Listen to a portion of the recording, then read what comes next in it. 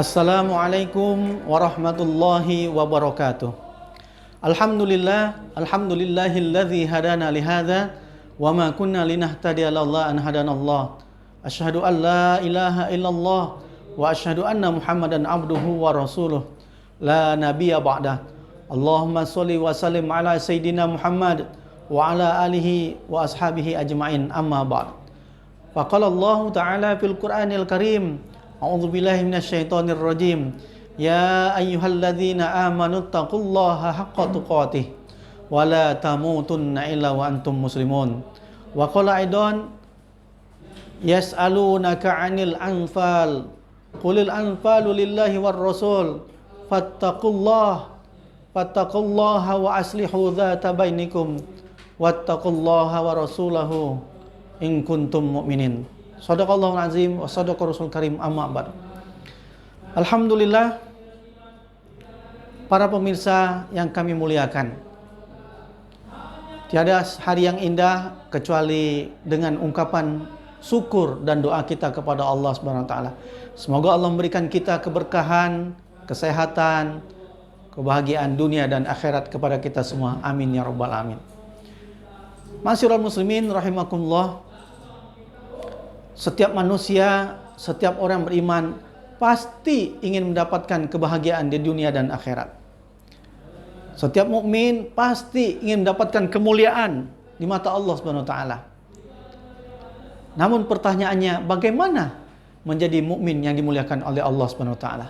Banyak sekali ayat yang menjelaskan kepada kita, mengajarkan kepada kita untuk menjadi mulia di hadapan oleh Allah Subhanahu wa taala. Salah satu ayat yang itu di dalam Quran, surah Al-Anfal ayat 1, Allah berfirman, a'udzubillahi minasyaitonirrajim. Qul ya yas'alunaka 'anil anfal qulil anfalu lillahi war rasul fattaqullaha wa aslihu dzata bainikum wattaqullaha wa rasulahu in kuntum mu'minin. Di dalam Quran surah Al-Anfal ayat 1 ini, para sahabat bertanya kepada Rasul, milik siapakah harta rampasan ini?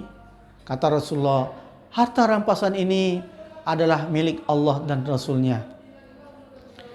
Nah, oleh sebab itu, di sambungan ayat berikutnya dijelaskan, kita sebagai hamba Allah ingin dimuliakan oleh Allah Subhanahu wa taala, maka ada 3 kunci yang akan menjadikan kita mulia di hadapan Allah Subhanahu wa taala.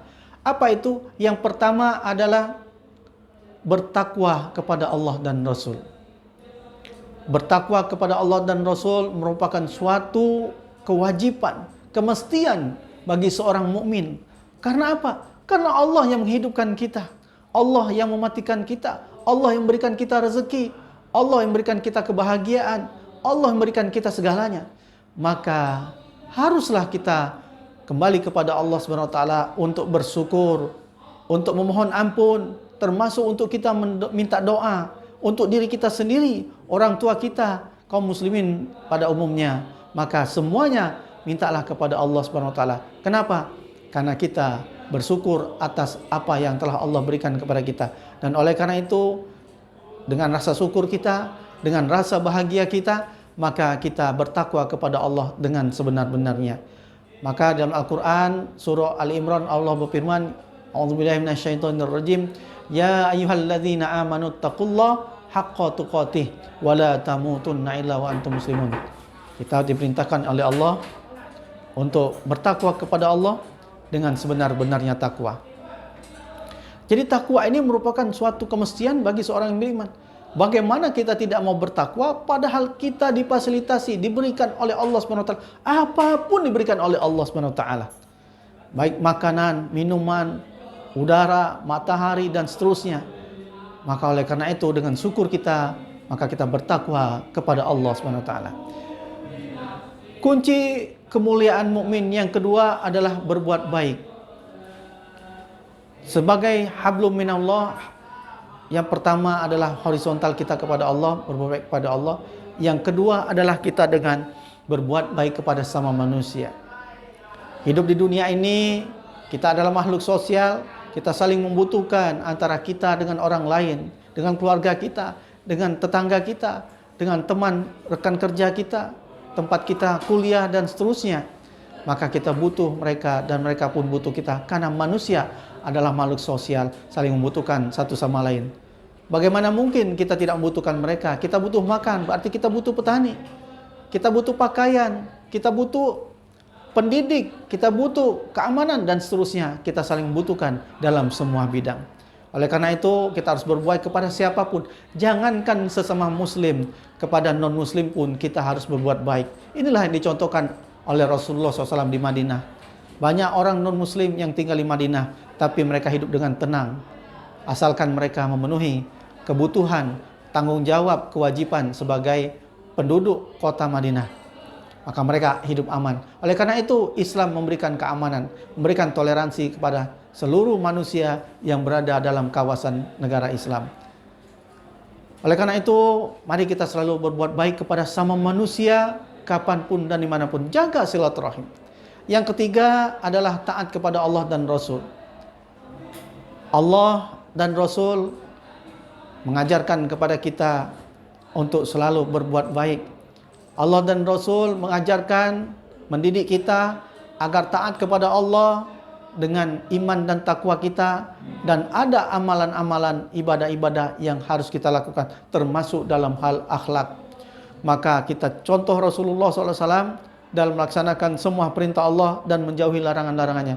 Bagaimana solat yang baik, bagaimana berkomunikasi yang baik kepada sama manusia, bagaimana saling toleransi, bagaimana saling memberikan bantuan kepada satu dan lain sebagainya, dan bagaimana memberikan cinta, kasih, rahmat kepada sama manusia. Dan ini luar biasa yang sudah diajarkan oleh Allah dan Rasulnya, oleh Islam.